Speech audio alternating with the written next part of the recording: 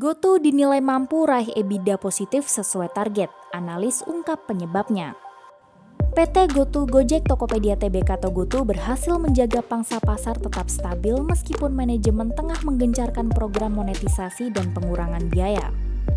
Kondisi ini semakin mempermudah pencapaian margin kontribusi atau CM dan margin EBITDA positif sesuai target. GoTo optimistis margin kontribusi positif segmen on-demand service atau ODS tercapai pada kuartal 1 2023 dan segmen e-commerce pada kuartal 4 2023. Target ini akan diraih dengan memfokuskan inisiatif monetisasi yang terus-menerus yang dilakukan bersamaan dengan penurunan biaya di semua pos pengeluaran. Analis Ciptadana Sekuritas Gani melihat apresiasi pelaku pasar terhadap upaya monetisasi dan pengurangan biaya, GoTo diprediksi tidak membutuhkan pendanaan eksternal untuk mencapai margin EBITDA margin tahun depan. GoTo sebelumnya telah menerapkan skema biaya baru dengan menyesuaikan take rate berkisar level 1 sampai 6,5% sesuai dengan kategori. Peningkatan take rate yang dilaksanakan bersamaan dengan pemotongan biaya ini ternyata tidak berpengaruh signifikan terhadap pangsa pasar e-commerce perseroan karena para pesaingnya juga melakukan hal serupa. Melihat realisasi tersebut, kami memperkirakan take rate segmen e-commerce perseroan akan naik menjadi 4% pada 2023 dibandingkan tahun 2022 sekitar 3,2%. Hal ini tentu akan memperbesar pendapatan perseroan, tulis Gani dalam riset terbaru. Dia juga memandang positif upaya GoTo dalam memperkuat logistik dan hyperlokal yang akan berdampak positif terhadap pendapatan Gojek dan Tokopedia. Konsep ini tentu akan menciptakan efisiensi biaya pengiriman dan secara bersamaan mempermudah konsumen untuk mendapatkan barang yang dibutuhkan. GoTo menurut dia juga telah meluncurkan sejumlah inisiatif dalam layanan on-demand service untuk meningkatkan take rate. Beberapa inisiatif tersebut telah berjalan dalam beberapa bulan. Di antaranya Gokar Lux, yaitu menyediakan layanan kendaraan mewah dengan pelayanan tinggi. Perseroan juga telah meluncurkan GoTransit dengan mengoneksikan layanan Gojek dengan moda transportasi umum yang bisa memperlancar perjalanan harian para pengguna.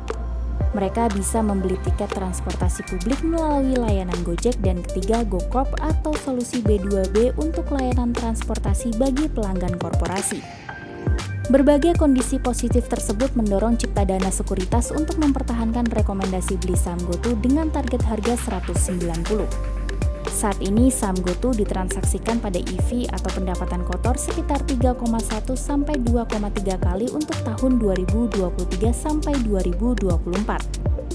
Ciptadana Sekuritas memperkirakan lonjakan pendapatan GoTo menjadi 16,40 triliun tahun 2023 dibandingkan perkiraan tahun 2022 senilai 8,43 triliun. Rugi bersih juga diprediksi turun menjadi 20,92 triliun dibandingkan perkiraan tahun 2022 senilai 25,7 triliun.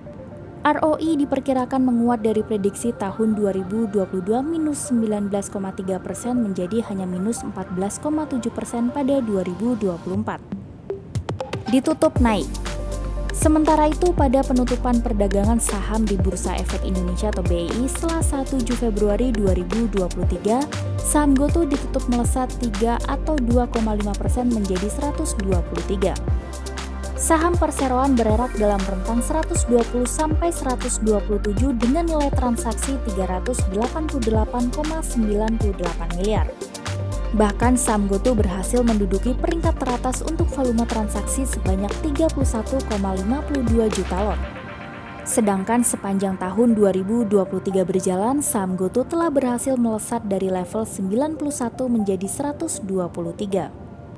Penguatan harga saham GoTo sejalan dengan kenaikan indeks harga saham gabungan atau IHSG BEI sebanyak 61,51 poin atau 0,89% menjadi 6.935,3. IHSG bergerak dalam rentang 6.873,7 sampai 6.946,2 dengan nilai transaksi 9,45 triliun.